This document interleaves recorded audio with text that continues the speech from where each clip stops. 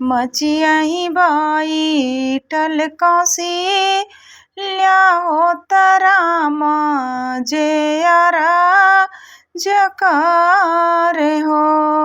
हे माता हमहु जे जाबे मधुबन के हो सीता के कैसे रखबू हो सीता के कैसे रखबू हो। अंगने में कुइया खोदइबै हो सीता के नहवइबै हो। हे बेटा खाड़ चिरऊ झिकियाइबै हो हृदया लैके सोइबै हो। राम रसोई यहाँ सीताल दे हो निकाली चली आवली हो। हे स्वामी हमहु चलब मधुबन के हो अयोध्या नाही रहबै हो अयोध्या नाही रहबै हो। कहाँ पैबू ससुरु राजा दशरथ हो त सासु कौशल्या हो। हे रानी कहाँ पैबू सुरु जुनहनवा हो वशिष्ठ मुनि का दर्शन हो।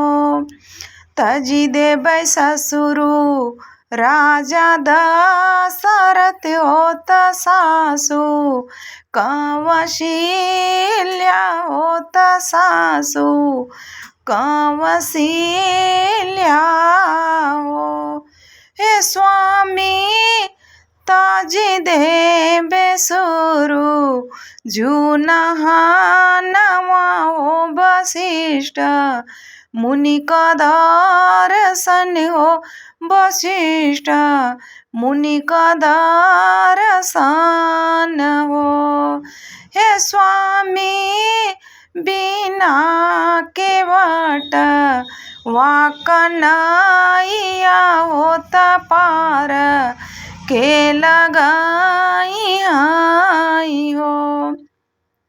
हे धन बिना पुरुष वाकरनिया हो ससुर कैसे रही हो।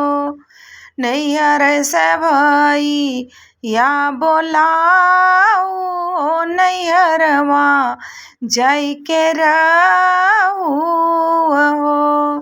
ससुरे गयाधा टूका खइबै हो नैहर नाही जाइबै हो।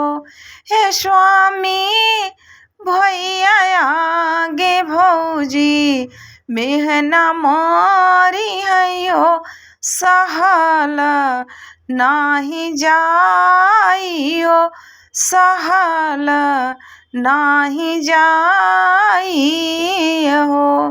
हे स्वामी ससुर हे कयाधा टूका खइबै हो ससुर वही मेरा हबै हो ससुर वही मेरा हबै हो।